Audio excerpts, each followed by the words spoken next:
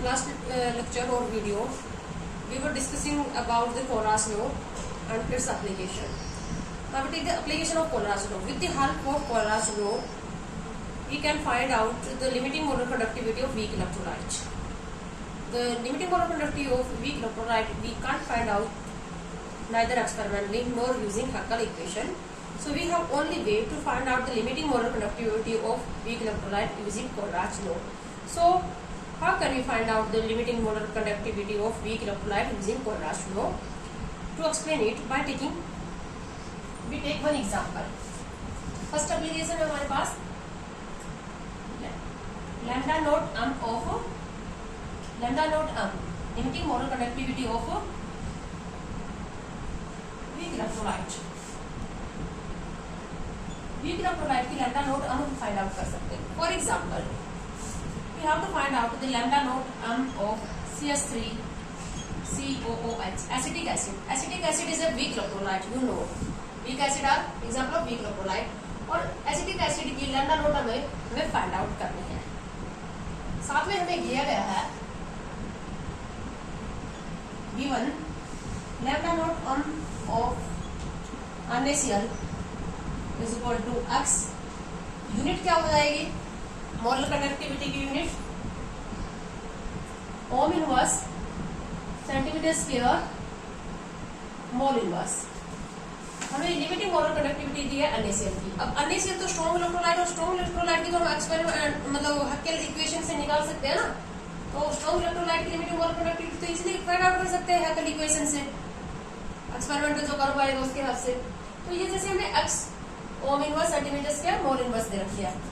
इसी तरह से हमें दे रखी है लैम्डा नोट ऑफ HCl. ये दे रखी है, इसको हम x1 मान लेते हैं और इसको ये दे रखी है हमें x2.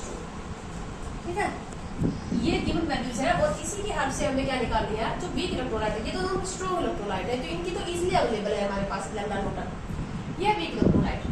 तो अब इसकी जो कोल्रास लॉ के अकॉर्डिंग इसकी लिमिटिंग मोलर कंडक्टिविटी का एक्सप्रेशन क्या जाएगा? Lambda naught of CH3COH limiting molar conductivity of acetic acid is equal to limiting molar ionic conductivity of acetate ion plus limiting molar ionic conductivity of H positive ion.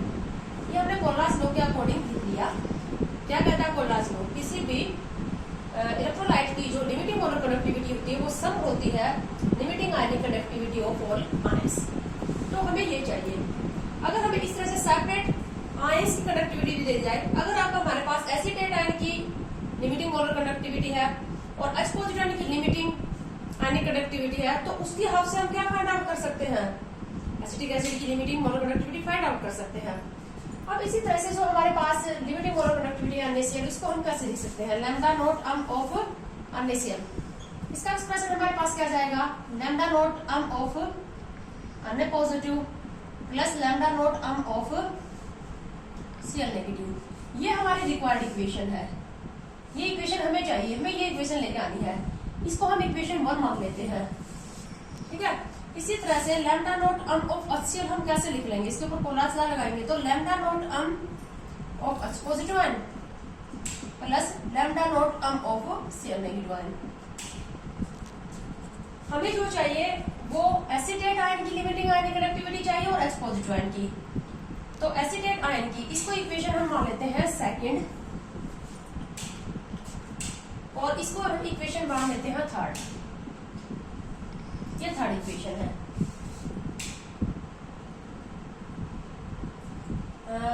इसके लिए हमें एक और चाहिए, एक इक्वेशन एक और चाहिए हमें. उसको हमें ये भी दिया है साथ में लैम्डा नोट ऑफ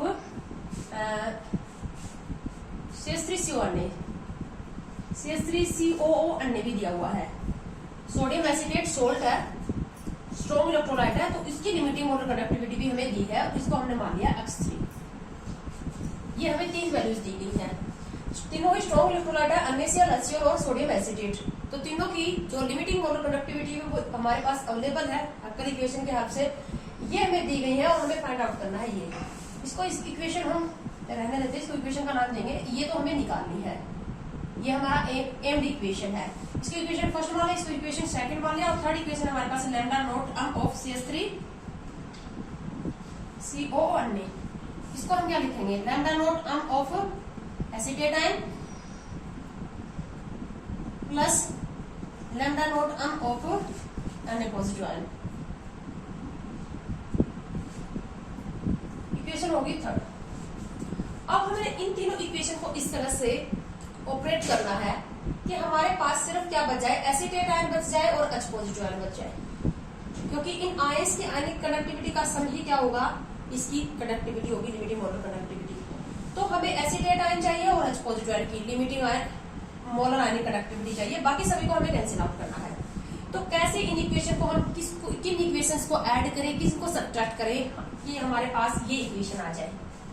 तो हम क्या करेंगे, अगर हम इस फर्स्ट इक्वेशन इन दोनों को जोड़ दें, सेकंड प्लस थर्ड को हम जोड़ दें और वन को इसमें से सब्ट्रैक्ट कर दें, तो अन्य पॉजिटिव आयन से अन्य पॉजिटिव आयन कैंसिल आउट हो जाएगा और Cl नेगेटिव आयन से Cl negative ion cancel out हो जाएगा और हमारे पास क्या रह जाएगा, एसिटेट आयन रह जाएगा और H पॉजिटिव आयन रह जाएगा।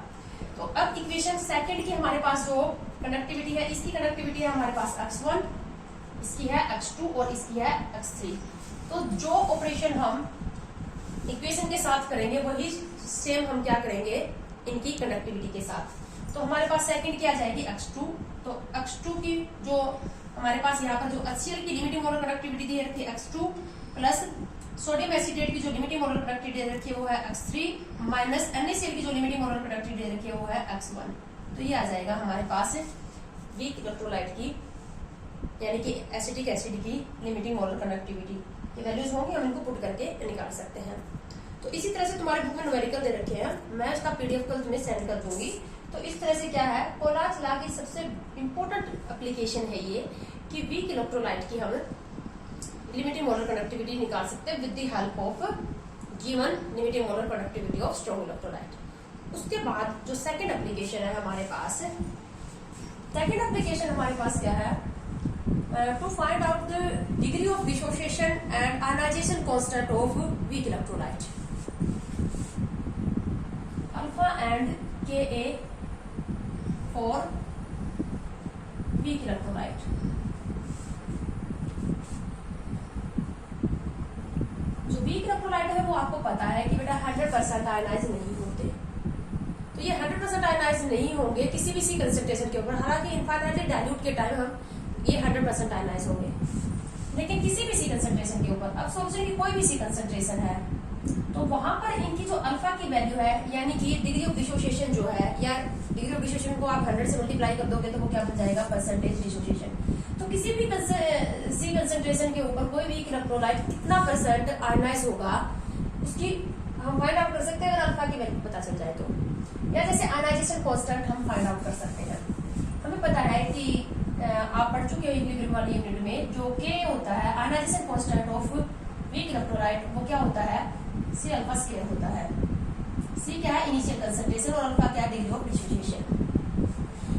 तो अगर हमारे पास अल्फा की वैल्यू आ जाए और कंसंट्रेशन हमें दी हो तो हम Ka निकाल सकते हैं। बट अब अल्फा कैसे निकालेंगे, अल्फा कैसे निकालेंगे, अब जैसे कि जब हमारे पास सॉल्यूशन जो होगा वो इनफाइनाइटली डाइल्यूट हो जाएगा, जब सॉल्यूशन इनफाइनाइटली डाइल्यूट हो जाएगा तो उस टाइम ये क्या होगा, 100% आयनाइज हो जाएगा। 100% आयनाइज हो जाएगा तो इनफाइनाइटली डाइल्यूट सॉल्यूशन की अल्फा की वैल्यू क्या हो जाएगी, 1। अल्फा की वैल्यू 1 हो जाएगी इनफाइनाइटली डाइल्यूट सॉल्यूशन की, और उस टाइम इनफाइनाइटली डाइल्यूट सॉल्यूशन की जो लिमिटिंग मोलर कंडक्टिविटी है वो क्या कहलाएगी, lambda naught. Infinitely dilute solution की जो मोलर कंडक्टिविटी है वो लिमिटिंग मोलर कंडक्टिविटी कहलाएगी, और इनफाइनाइटली डाइल्यूट सॉल्यूशन 100% आयनाइज हो जाएगा तो अल्फा की वैल्यू क्या हो जाएगी, यानी कि डिग्री ऑफ डिसोसिएशन कितना हो जाएगा, 1। तो लेकिन किसी भी सी कंसेंट्रेशन के ऊपर, किसी भी सी कंसेंट्रेशन के ऊपर हमें अल्फा की वैल्यू निकालनी है, तो किसी भी सी कंसेंट्रेशन के ऊपर जो मोलर कंडक्टिविटी है उसको हम क्या लिखेंगे, लैम्डा सी हम लिखेंगे ना, molar conductivity at any C concentration. तो हम एक बात ये कह सकते हैं कि जब सॉल्यूशन इनफाइनाइटली डाइल्यूट होगा तो उस टाइम उसकी जो लिमिटिंग मोलर कंडक्टिविटी होगी वो होगी लैम्डा नॉट m, और उस टाइम उसकी अल्फा की वैल्यू कितनी होगी, 1। तो लैम्डा नॉट m के ऊपर अल्फा की वैल्यू कितनी है, 1। लैम्डा नॉट c m के ऊपर अल्फा की वैल्यू कितनी हो जाएगी, अल्फा इज इक्वल टू क्या हो जाएगा, lambda C M upon lambda naught M. ये रेशो आपको याद रखना है। क्या है? इनफाइनाइटली डाइल्यूट सॉल्यूशन है तो प्रोडक्टिविटी है ही लैम्डा नॉट एम और अल्फा है 1। किसी भी सी कंसेंट्रेशन के ऊपर मोलर प्रोडक्टिविटी है लैम्डा सी एम, तो अल्फा हो जाएगा, क्या हो जाएगा? Lambda C M upon lambda naught M. ये बात आपको याद रखनी है। जो डिग्री ऑफ डिफ्यूजन होते हैं वो रेशियो होता है किसका? मोलर कंडक्टिविटी किसी भी सी कंसेंट्रेशन के ऊपर, molar conductivity infinitely dilute solution के ऊपर। ठीक है। अब देखो पहले वाली एप्लीकेशन जो है, अब वीक इलेक्ट्रोलाइट का केस चल रहा है, तो कोलराज ने क्या किया? वीक इलेक्ट्रोलाइट की lambda naught M find out की। सी कंसेंट्रेशन के ऊपर, किसी भी सी कंसेंट्रेशन के ऊपर तो हमारे पास क्या है? एक्सपेरिमेंटली फाइंड आउट कर ही सकते हैं हम लैम्डा नॉट एम। हम वीक इलेक्ट्रोलाइट की इनफाइनाइटली डाइल्यूट पे नहीं कर सकते ना, तो इसी की एप्लीकेशन दी थी। पहले वाली एप्लीकेशन में हमने देखा था कि किस तरह से हम वीक इलेक्ट्रोलाइट की लैम्डा नॉट एम निकाल सकते हैं। अगर लैम्डा नॉट एम आ जाएगी वीक इलेक्ट्रोलाइट की, और ये तो हमारे पास एक्सपेरिमेंटली आसानी से मेजर कर सकते हैं, तो इनका जो रेशियो होगा वो क्या आ जाएगा हमारे पास? Alpha, degree of dissociation. और अगर हमारे पास अल्फा आ जाएगा, डिग्री ऑफ डिसोसिएशन आ जाएगा, तो अल्फा की वैल्यू हम यहाँ पर पुट कर देंगे। अल्फा की वैल्यू यहाँ पर पुट कर देंगे, कंसंट्रेशन दे दी जाएगी, तो हम क्या निकाल सकते हैं? Ionization constant of weak electrolyte. तो ये हमारे पास इक्विलिब्रियम और प्लस इलेक्ट्रो का जो है कलेक्टिव रिजल्ट आ गया। उसके बाद एक थर्ड एप्लीकेशन इसकी क्या है? जो सेपरेटली सोलुबल सॉल्ट है उनकी सोलबिलिटी फाइंड आउट कर सकते हैं। सेपरेटली सोलुबल सॉल्ट की सोलबिलिटी।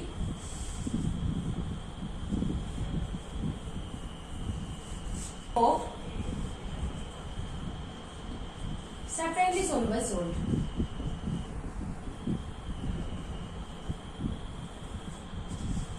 सोलबिलिटी जो होती है वो सैचुरेटेड सॉल्यूशन के लिए डिफाइन की जाती है। सैचुरेटेड सॉल्यूशन में सोल्यूट की जो मैक्सिमम अमाउंट प्रेजेंट होती है,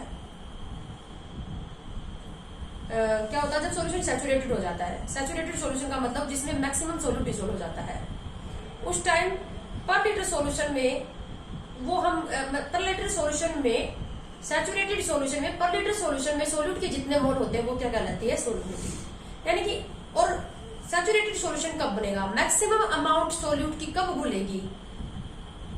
जब हम उसको इनफाइनाइटली डाइल्यूट कर देंगे।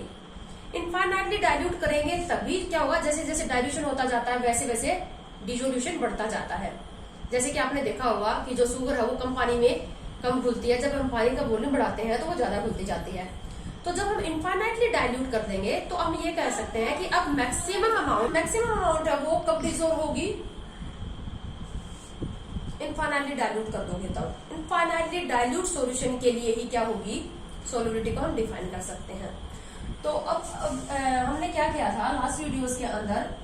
Lambda C M is equal to kappa into 1000 upon molarity, यानी कि कंसंट्रेशन। ये रिलेशनशिप हमने की थी। मोलरिटी कंसंट्रेशन है, सोलबिलिटी भी कंसंट्रेशन है, लेकिन सोलबिलिटी मोल पर लीटर में भी सोलबिलिटी डिफाइन कर सकते हैं, जरूरी नहीं है कि, लेकिन कब? जब हमारा सॉल्यूशन क्या हो जाएगा? मैक्सिमम सोल्यूट जो होगा, वीक जो हमारे पास सेपरेटली सोलुबल सॉल्ट है उसकी मैक्सिमम अमाउंट जब घुल जाएगी पर लीटर सॉल्यूशन में, मैक्सिमम कितने मोल घुलेंगे? इनफाइनाइटली डाइल्यूट सॉल्यूशन के लिए हम इसको डिफाइन करेंगे। तो उस टाइम हम मोलरिटी को किससे चेंज कर देंगे? सोलबिलिटी से। सोलबिलिटी भी मोल पर लीटर होती है, मोलरिटी भी क्या होती है? मोल पर लीटर। लेकिन मोलरिटी को सोलबिलिटी हम कब बोलेंगे? इनफाइनाइटली डाइल्यूट सॉल्यूशन की ही बोलेंगे। और इनफाइनाइटली डाइल्यूट सॉल्यूशन होगा तो ये जो मोलर कंडक्टिविटी है कंसंट्रेशन को, इसको हम क्या बोल सकते हैं? Lambda naught M. Infinitely dilute solution की मोलर कंडक्टिविटी क्या कहलाती है? Limiting molar conductivity. तो limiting molar conductivity lambda naught M is equal to kappa into 1000 upon solubility. तो कोलराज लॉ की एप्लीकेशन क्या है? वीक इलेक्ट्रोलाइट की लैम्डा नॉट हम निकाल सकते हैं फर्स्ट एप्लीकेशन से। जब हमारे पास वीक इलेक्ट्रोलाइट की लैम्डा नॉट एम आ जाएगी, कप्पा की वैल्यू होगी, तो सोलबिलिटी निकाल सकते हैं। तो ये इसकी एक और एप्लीकेशन, सोलबिलिटी हम फाइंड आउट कर सकते हैं। तो बेटा ये था हमारा कोलराज लॉ और इसकी एप्लीकेशन। इस वीडियो में इतना ही लेंगे।